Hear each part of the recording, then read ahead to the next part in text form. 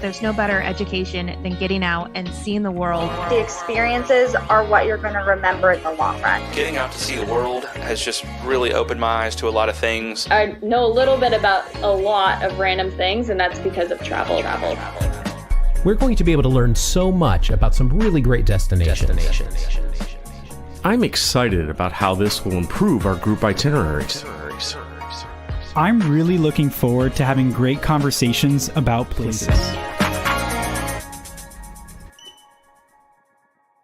Welcome to Destination Dispatch. Welcome into Destination Dispatch, everyone. My name is Stephen Gross, or Stevie G, as you guys all know me, from Group Travel Odyssey, also the host of the Destinations Beyond Expectations podcast. It's so great to have everyone tuning in this week. Before we get started, though, I'd like to encourage everyone watching to subscribe to us on YouTube, follow us on LinkedIn, and connect with us on Facebook to stay up to date with everything we've got going on, because we're releasing new content and doing a lot of great things through social media. So it's I would encourage everyone watching to go ahead and subscribe to what we're doing. Now, back last year, we covered our first destination in England. We covered Bristol and Bath. And to kick off 2023, we're covering our second English destination here on Destination Dispatch. And I really look forward to doing that. But before we go ahead and start with that, I'm going to bring on a few guests, people that you know and love. First is our lead navigator, Keith Snowd. Keith, welcome to the show. Hey, Stevie. How are you? Doing great. How about yourself? I am doing wonderful today, even though it is cloudy in Florida. It is, yeah, a little strange, but yeah. We're celebrating. I don't know, a typical fall day somewhere else. I guess I don't know. Maybe I'll take this day every once in a while for some of the good. Yes, that we do. That's right. Fair trade. So, how about we bring on as well Jim Delliman? Jim, hey there, guys. How are you? I'm good. I just heard you talking about enjoying this fall day.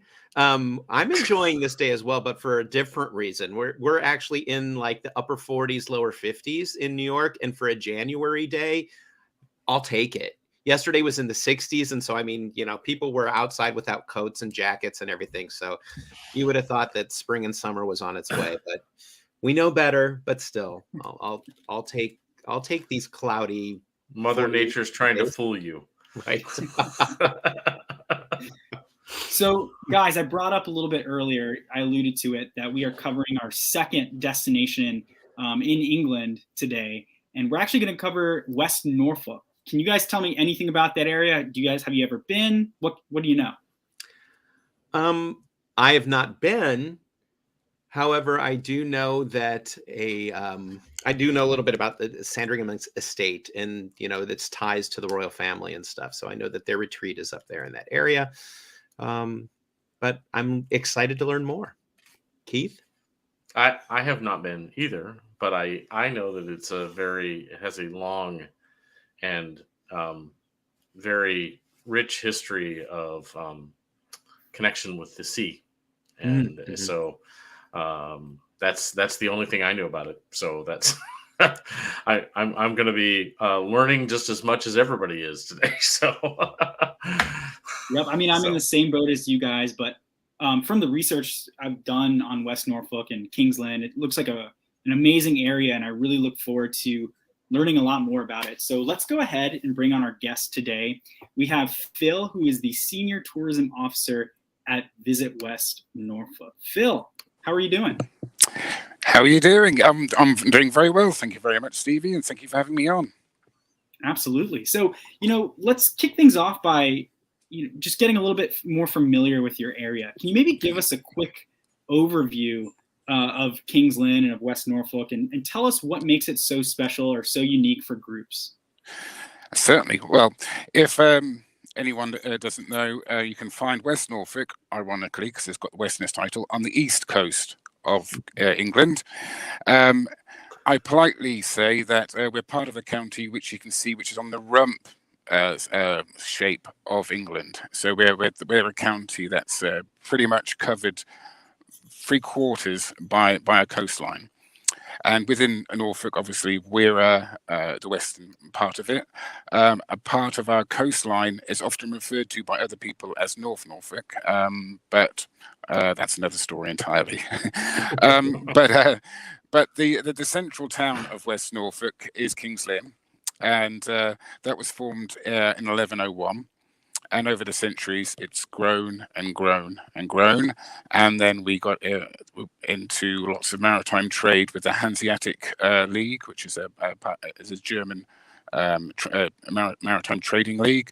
So we've got a long, strong links to Europe and Germany as a town.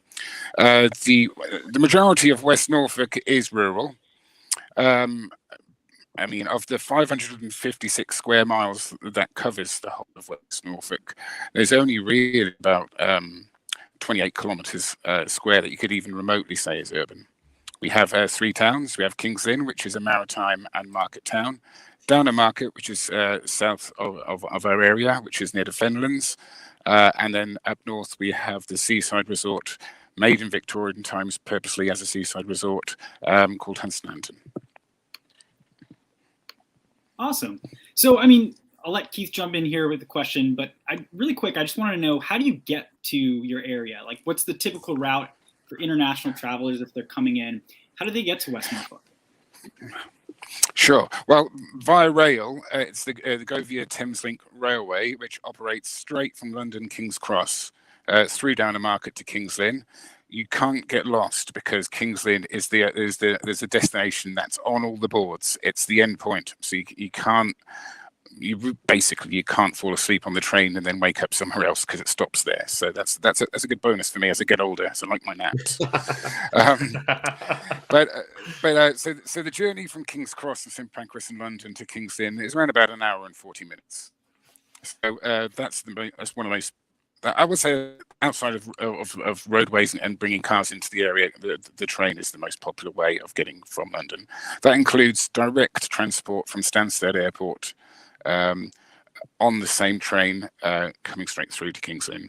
And I can vouch that it still happens. I can vouch that it still happens because I did the route myself a couple of months ago when I was coming back from Bulgaria, straight from Stansted Airport, straight onto the train, and basically it eventually comes back to King's Lynn.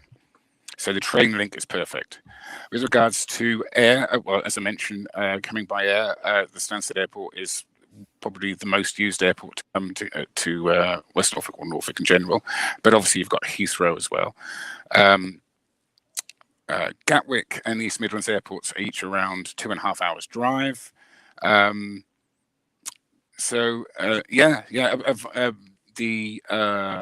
Airports that I think that are most used would be Stansted, but then we'd also have Norwich Airport in the centre of the county as well, which is a smaller airport, still used quite widely, but I would suggest that perhaps Stansted is probably the most used airport to come to us. Great. Well, I mean, I loved reading the information you sent and doing some research about your destination, and I'm actually coming in June, so I'm thinking of changing my itinerary and heading up your way. Brilliant news. So I've converted one person.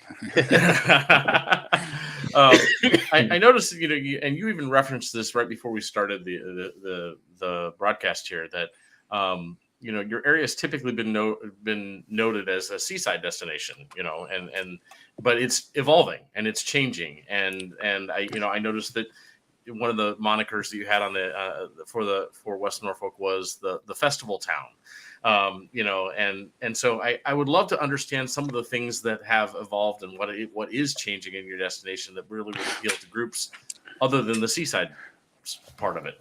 So sure. Yeah, well, you're absolutely quite right. The tourism landscape has changed since the pandemic, I would suggest. Before the pandemic, of course, perhaps the focal point of West Norfolk for many visitors was, and really still is, I think, the Hunstanton Seaside Resort, created purposely in Victorian times when there was a big craze that bathing in water was an aid for wellness, and so Henry Lestrange created Hunstanton in Victorian times, and ever since then it's been massively popular every year. Groups go there all the time. There's even some out-of-season group tours operators going to Hunstanton specifically to walk along the very refreshing at this time of year Norfolk Coast Path. I'll say that again, the Norfolk Coast Path. So that's really well used by groups. So there is some out-of-season interest for Hunstanton as well. However, since the pandemic, and I think I could say this throughout the country, the majority of people from metropolitan areas and cities and really quite busy areas have actually been looking to go to more rural areas of the country. I think psychologically that's understandable. I think it's a bit of an escape away from not just the current or I suppose still current issues and the kind of the hubbub, the maelstrom and smoke of cities, to really experience our untouched and unspoilt rural areas. Our villages such as Castleacre and Great Massingham are really highly thought of, and that's one great big new trend happening in West Norfolk at the moment, is the focus just as much on the rural as it used to be on the seaside, and that is different. That is different. Do you find that, Phil? Do you find that trend? Sorry to interrupt, but while you're on that topic, do you find that trend? You said, obviously with the locals within England and things like that. But do you find that trend is happening also with the international tours that are coming in? Yes, I do. Yes, absolutely. And for us, I have to say, I nearly mentioned the word Netflix then. I'll mention the word Netflix, but there are other streaming services available. And the series, The Crown, even though the Sandringham hasn't really featured so much in this series, but it has sparked international interest in the Sandringham estate, which is only just a few miles outside of King's Lynn. And even though the Queen passed away after the Jubilee last year, and the coronation is coming up this year for King Charles, it does seem likely that the Sandringham estate will still be used heavily by the royal family, even though it's majority the Queen's own winter retreat. So that's good news. That's really good news. Yeah, that is good news. Yeah. I have a question about the history. I mean, it seems that your area obviously is steeped in a lot of history. And I saw that you have a lot of castles, abbeys, and priories that date back to the 12th and 13th century. What can you tell us about some of these locations? I would say that there are two major venues of interest for groups of that nature. One will be Castleacre. The Castleacre, well, it's difficult to write it down because Castleacre is the village, and when you describe the castle, it's actually Castleacre Castle, but on paper it looks like an error. So similar to Castle Rising. So whenever we talk about them, it's Castleacre Castle and Castle Rising Castle. They've both got wildly different histories, and the Castle Rising used to be famous for having a particular ghost and all those kind of things, which lots of groups and tourists in general like dark history and folk horror and folklore, and we've got amples of that in the area. But the Castleacre Castle and the ruins of the Priory are situated within a gorgeous, picturesque village as well. It's a quintessential English village which has got coloured cottages. It's got the village pond and the village green. It's got the village hall, and it's got classic pubs. I mean, I can vouch for that myself. You probably can tell by my physique that I'm quite familiar with lots of the pubs in West Norfolk, and I only live about 4 miles away from Castleacre as well, so I feel like I'm boasting a little bit about my rural area. But Castleacre is definitely a hot point for groups. Likewise, as I say, Castle Rising. Castle Rising is closer to King's Lynn for those who are actually staying in King's Lynn, but it's so easy to get around West Norfolk that it really doesn't matter so much about that. Okay. So, I mean, Phil, one of the things I'm noticing is as we're panning to your video here periodically, the area is just so beautiful. There's so many, looks like there's a lot of outdoor opportunities. Can you maybe get into that a little bit more? What are some of the, maybe it's a hike or just getting outdoors. What can groups do in terms of getting outdoors in your area? Well, there's the Pedder's Way, which is a famous walking point which crisscrosses right the way through Norfolk, and you can do small sections of that. But actually, what I think I would start off by saying is that with regards to the towns, rural and coastline, the terrain is very undemanding. So if you've got older groups coming along who like the outdoors and going along to the quintessential villages and going on these trails, it's really quite undemanding because we're fairly the myth is that we're totally flat as a landscape, which makes the skies much more epic and wide. And because we've got very little light pollution, the night skies are awesome at night, especially this time of year, I have to say. But whether it's cycling, light walking, or just even proper strong rural trails to visit old churches and all other areas of West Norfolk, it's quite undemanding as a terrain, I have to say. So the terrain itself has quite wide appeal for a variety of people. We also have, I know we'll come onto websites and things like that nature towards the end, but I should say that we have a free app called Walk West Norfolk, which includes pretty much all the trails that you can experience as singly and as a group as well. So that's a big draw. Our wildlife is really awesome as well, especially at this time of year. Oddly, we have swan feeds down near Downham Market at Welney Wildlife Trust. So the swans all come in and settle, hundreds of them, and you can get quite close to them as you watch them feed. And it's some amazing wildlife here. We've got deer, as you can expect, rabbits, foxes, and hedgehogs. It's really wildlife haven. Especially a new particular venue that's opening up even more, expanding even more, and that's a location called Wild Ken Hill. I'll repeat that because it's an odd name. Wild Ken Hill. It's situated in Snettisham Village. It's along the coast, but it's got a really strong conservation ethic, and it's bringing in species into the area which even the whole of the rest of England don't have, like beavers. That's the only area in the whole country that has now beavers installed in there. So they do group tours, they do workshops, and they're soon going to be expanding and having bespoke accommodation in unusual places around the whole epic area. So if your groups are really into wildlife, that's really one to watch for the future, I have to say as well. Yeah, while you were talking, I pulled up that map that we talked about, and I see the pedestal that you're talking about, and all of the different walking, like the trails that are on the map. It's quite incredible. What is available in your area. So yeah, it's a really good thing that now that people are following that trend of focusing on the rural area, it's kind of like we've already got the package waiting to go for people. That's right. Yeah, please do explore. Yeah, absolutely. Well, that kind of leads to my next question, which is, obviously you've had group business for many years. You've been doing this for a long time. What is the thing that you believe that when groups come to visit West Norfolk that they miss, that they on a regular basis that they should be doing that they're not? This is a really good point.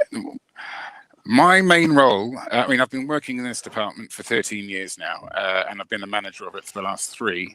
And my main purpose in my life, as soon as I wake up to the moment I go to sleep, is to actually try to promote the historic quarter of King's Lynn. It's very special indeed, and there are several reasons why. One of the main reasons that the historic area of King's Lynn is so important, it's got cobbled streets, it's got the superb architecture, it's got amazing buildings like the King's Lynn Minster, built in 1101. So we've got areas in our historic quarter of the town. I mean, every town centre has its retail offer, and every town centre has its food and drink, hospitality, and attractions and venues. But the historic quarter of King's Lynn is just simply sublime, I have to say. I was born in King's Lynn and never lived further than 8 or 9 miles away from it. But I'm still, to this day, when I'm walking there, you're transported into centuries-old maritime, awesome architectural landscape. And one of the great key things I'd like to bring up for groups as well is not just please come to the historic area of Kingston Town Centre, but also check out the Guildhall of St George, because that is the oldest surviving working theatre in the country. Now, I know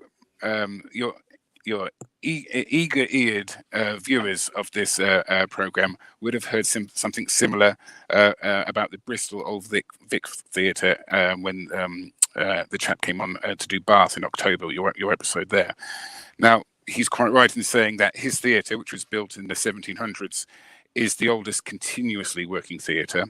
Our theatre was built in the 1400s, so it goes back centuries earlier, but there have been points in time in its history when it ceased to become a theatre at points, so we can't claim it to be the oldest. So I don't want to confuse people, even though I probably have even further, about those two things. So Bath and Bristol have the oldest continuously working theatre. We have the oldest working theatre, but that isn't the strongest fact about the Guildhall of St George's. The strongest fact is that Shakespeare played there, and his comedy player, Robert Armin, was born in King's Lynn, just a few steps away from the theatre as well. Wow! So so you've got legitimate historic cultural connections that have an international interest, I have to say. You can stand on the stage Shakespeare stood. Absolutely. That's amazing. Yeah. Really cool. Well, the conversation's going so great, and we're going to get right back to it. But really quick, we're just going to hear a quick word from our partners. Group Travel Odyssey would like to take a moment to thank our amazing partners, including Book My Group, Travel Advocates, We Travel, Broadway Inbound, and Fly My Group. These partnerships help make business without boundaries possible, and we encourage our viewers to learn more about these wonderful companies. Now, back to Destination Dispatch. All right, guys, we are back and looking forward to this next section here where we're actually going to go through an itinerary. So, Keith, I'm going to bring up the itinerary and pass it on to you and Phil so you guys can walk us through it.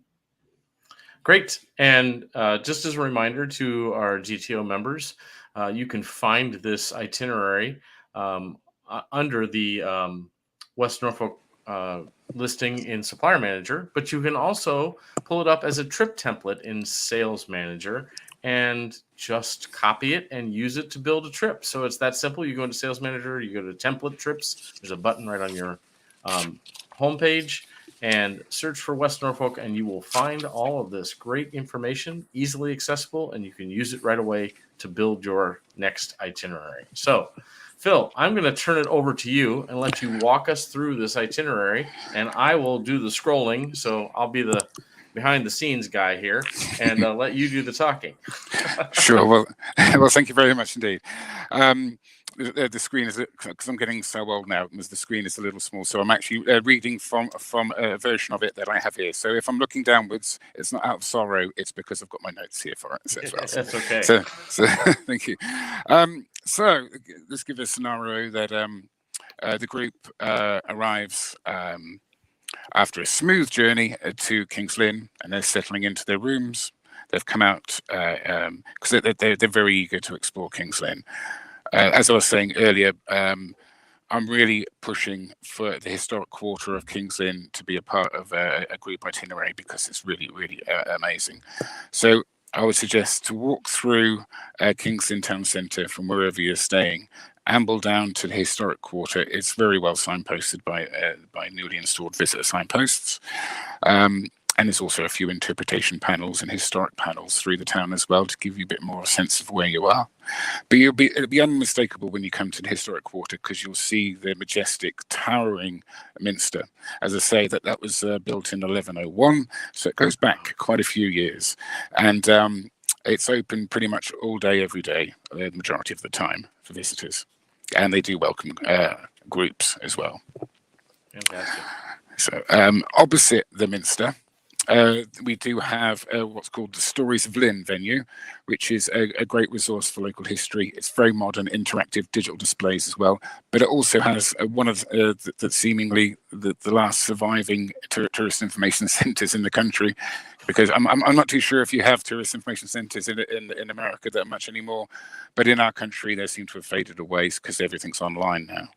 So I'm not too sure if that's something that you still have. It's about the same situation here in the United States. So absolutely. But that one is still open 7 days a week, so it's ideal for groups to go along to get more information. And we're one of the last destination management departments that do leaflets as well. So there's lots of printed literature and maps printed out, available from the Tourist Information Centre, and that's directly opposite the Minster.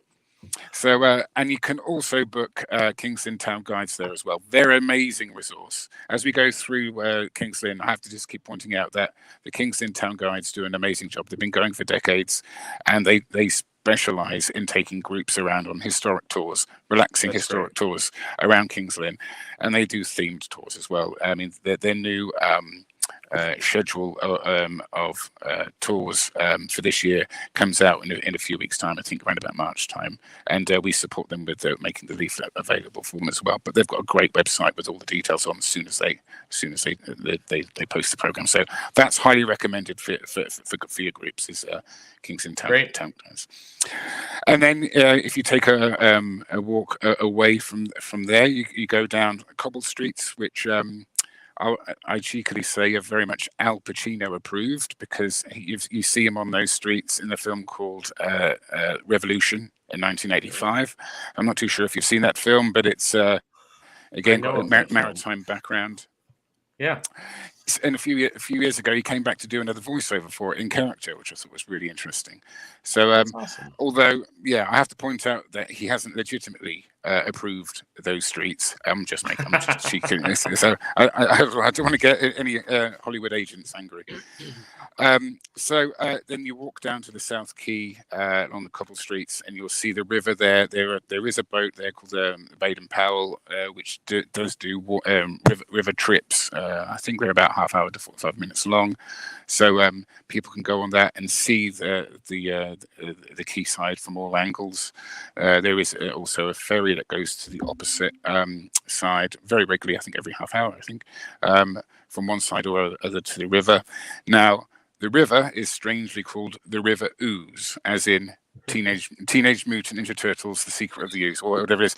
But it sounds like that, but it's obviously spelled different. So we do have strange sounding names of rivers and seas in our area.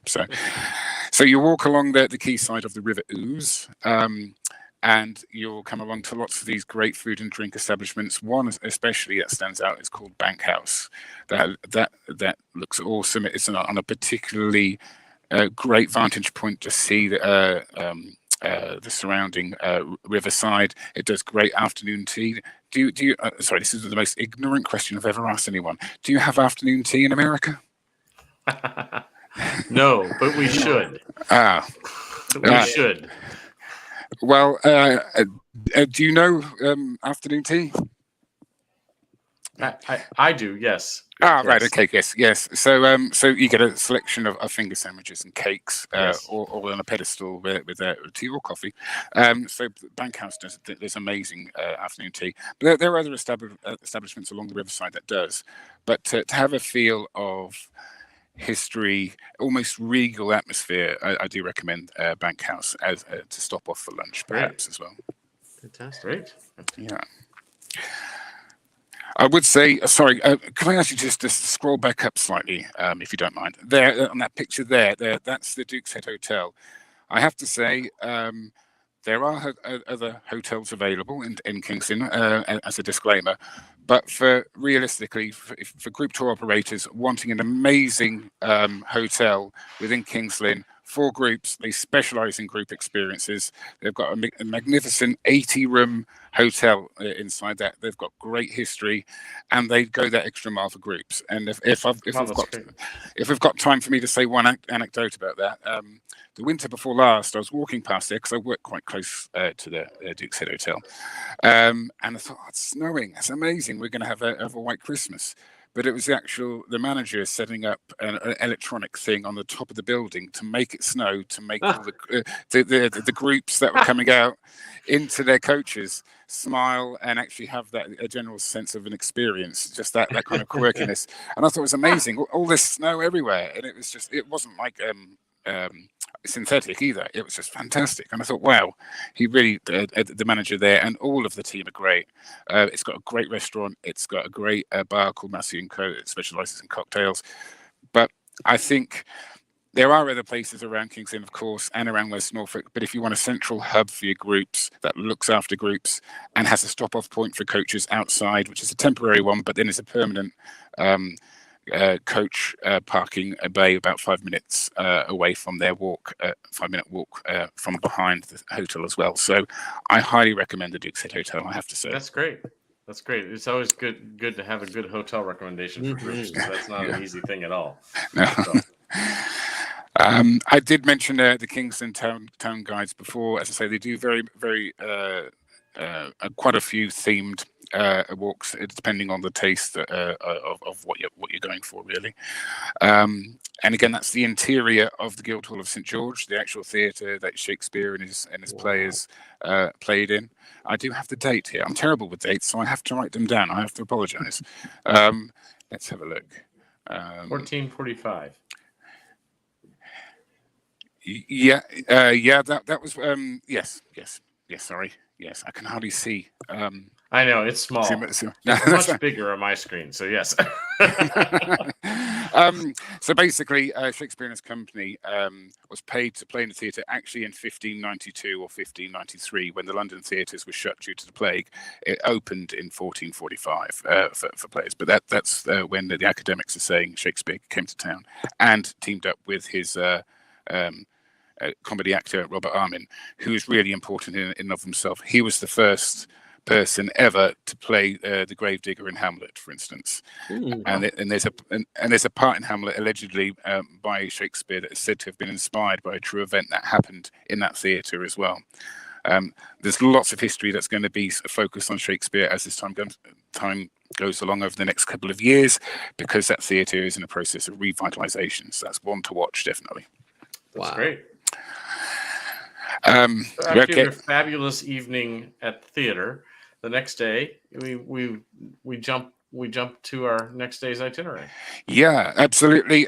West Norfolk. This is an example of how great and a palette of experiences West Norfolk can be within close proximity of each other. So you've got an authentic historical, cultural experience in King's Lynn and great food and drink, and then you're suddenly transported only about 30 minutes down the road by car to an equally authentic coastal experience. We've got loads of places like Heacham and Sneddisham, but of course Hunstanton is the main draw, especially for families and for older people who like fish and chips along the seaside. However, if in the midst of summer, it might appear a bit too well enjoyed and busy along Hunstanton, you've got Old Hunstanton as well, which is just a short walk from Hunstanton. It's got this famous striped cliffs, which you can see a picture of there. Quite atmospheric picture. I quite like that picture. There's something very Bronte-esque about that picture of the striped cliffs. That picture's stunning. Yeah, that's great. Yeah. So if you want a more tranquil, there's that word. If you want a more tranquil experience away from the crowds, then Old Hunstanton is about 5 or 10 minute walk from Hunstanton itself, and it's a more natural landscape as opposed to a seaside resort feel. Okay. That's great. That's great. Okay, so that's kind of a seaside experience and a classic fish and chips experience as well. There's award-winning fish and chips in Hunstanton, I have to say, but likewise there's award-winning fish based and seafood in general based meals in Brancaster stays. If you're wanting to, if your groups are wanting to have a leisure sailing experience or that kind of muddying and messing around with the water in a more relaxed river inlet kind of experience along the coast, then Brancaster State is really high quality, I have to say. You do have sailing opportunities for groups then. Yeah. Oh, yes, absolutely. Yes. Yeah. Obviously, booking in advance for these different things. But yes, yeah, and that's great. And yeah, so you can get a hands-on experience and really have that sea air in your hair. I never thought I'd be a poet, but a sea air in your hair as you settle down for lunch or an evening meal in one of the coastal pubs. And there's so many great ones, I have to say. We have great pubs all over, public houses all over, but the ones along the coast really go out of their way to make everyone feel welcome. And the food there is stunning along the coast, as you can imagine. All the local produce. It's amazing. Then we have a selection of. I think Norfolk has its good fair share of round tower churches, Norman era churches, and the coast has some as well, and even my village has one. They're not often seen elsewhere, so if your groups are really into history of religion, history of Christianity with unique buildings and unique tales, you'll find them all over West Norfolk, I have to say. Bill, is there a historic significance behind the round tower versus what most churches build? Is there a reason the churches were built that way?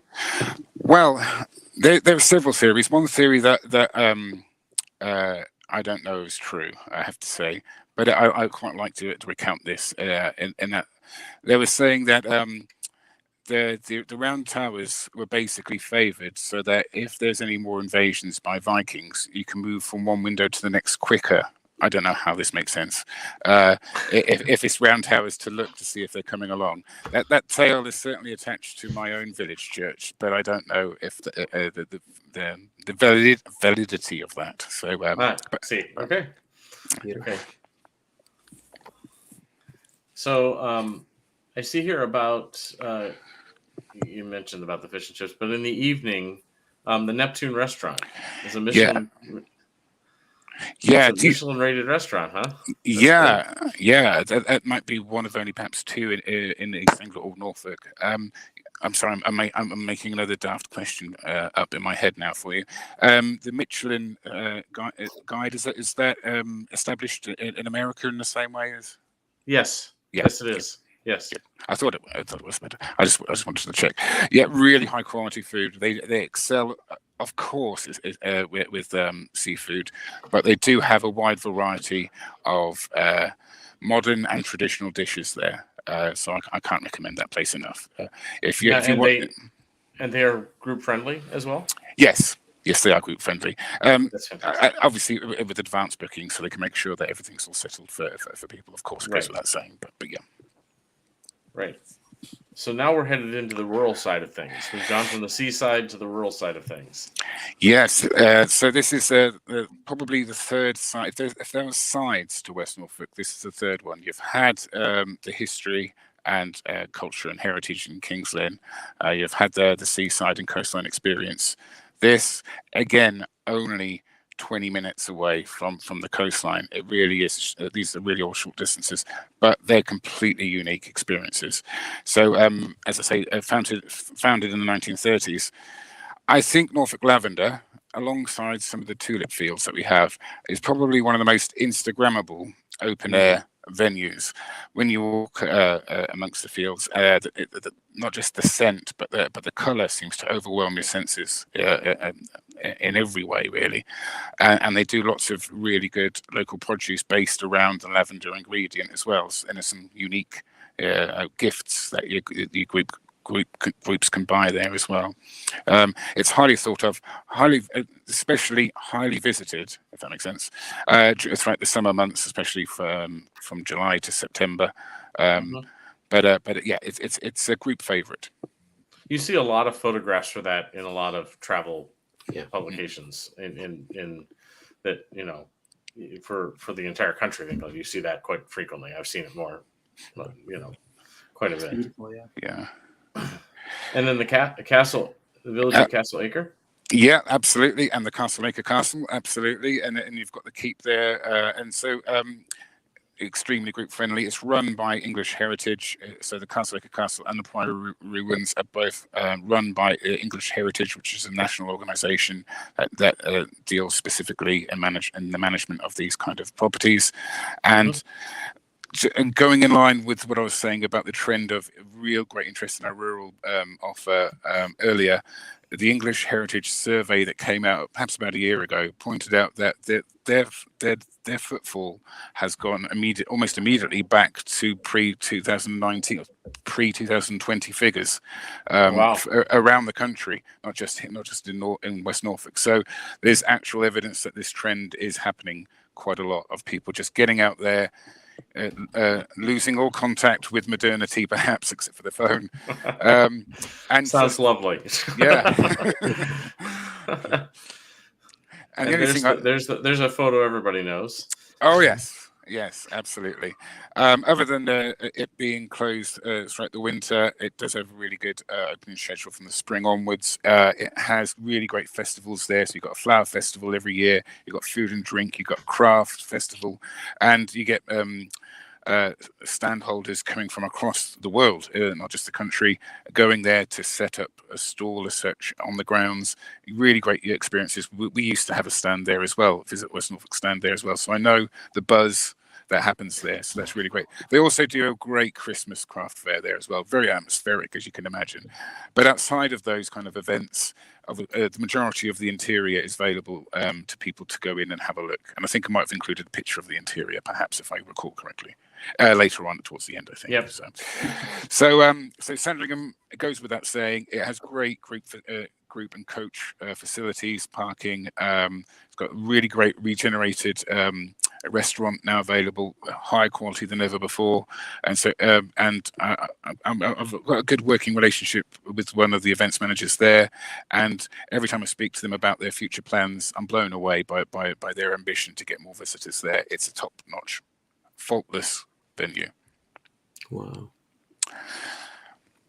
And then we have Castle Rising, which if you're following the itinerary, you're circling back to King's Lynn, because Castle Rising is fairly close to King's Lynn.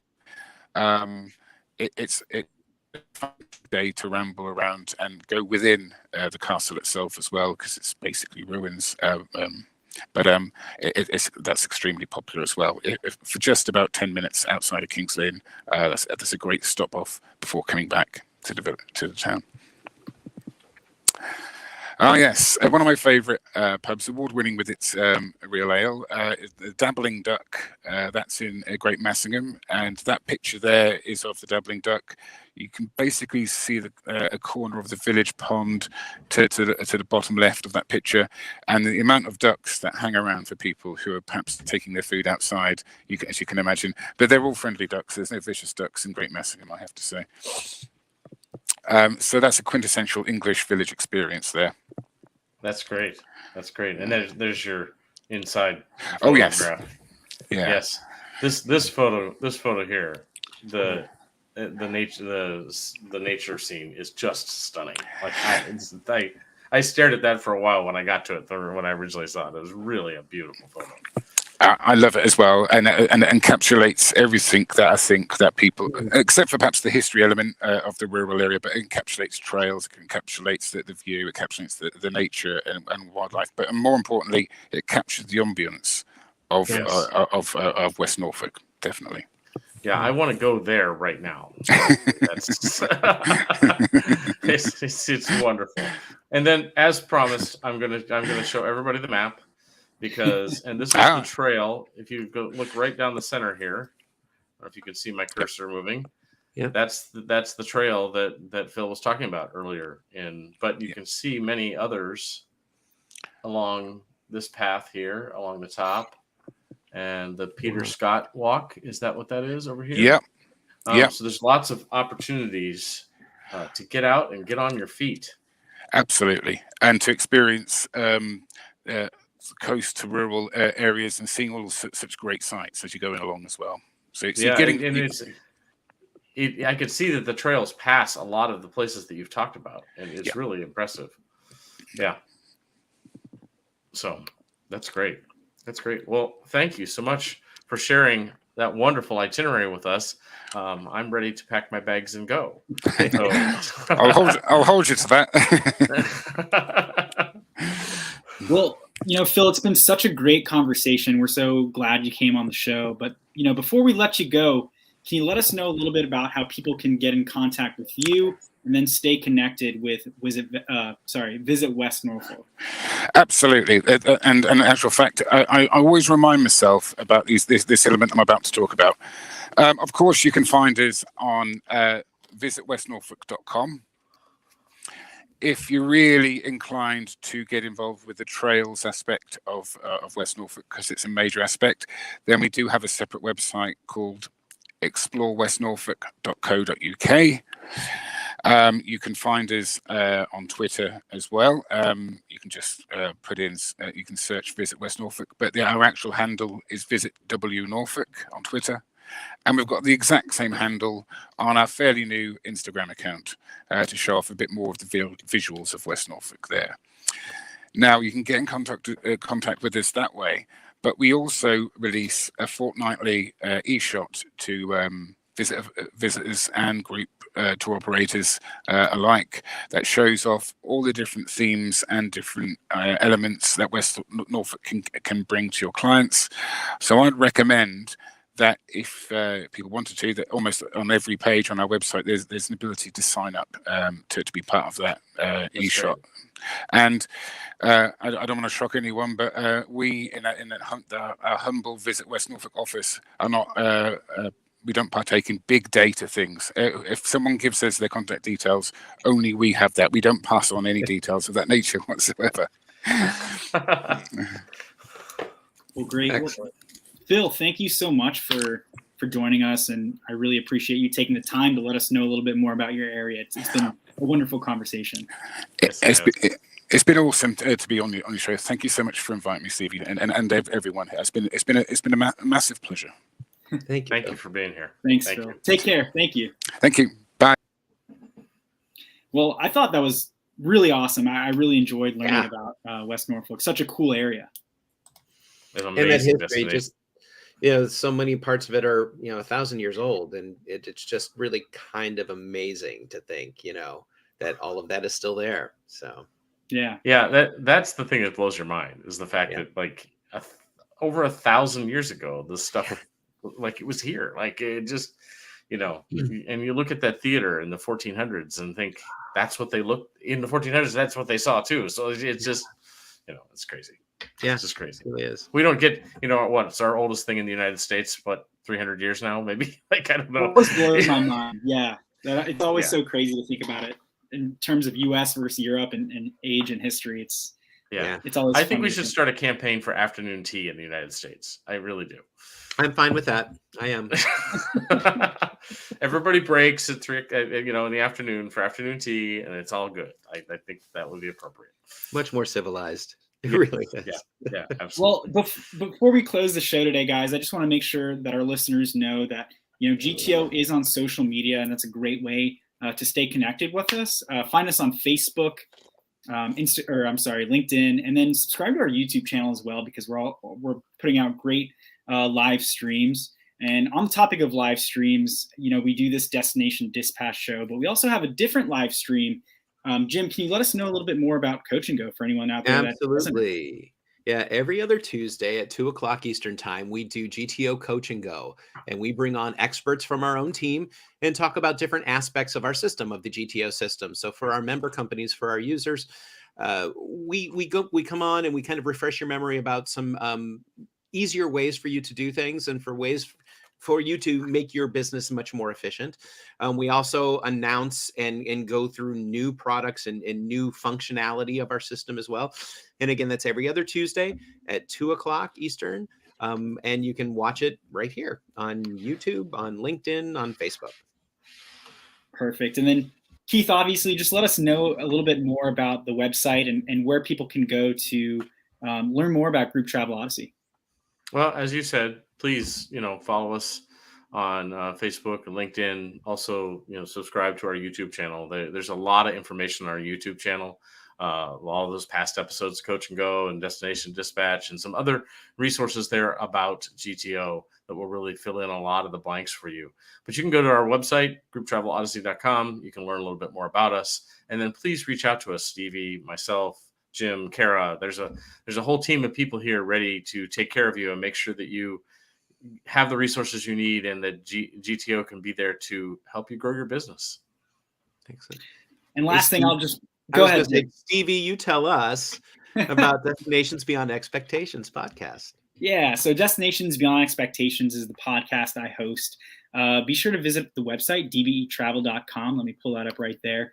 You can also find the show on Spotify, Apple Podcasts, Stitcher, really anywhere podcasts are available. So I appreciate it if you could like and subscribe to the show. That really helps bubble up in searches. And, it's the podcast designed for students of travel. So anyone with an interest in travel is welcome to be part of the podcast community.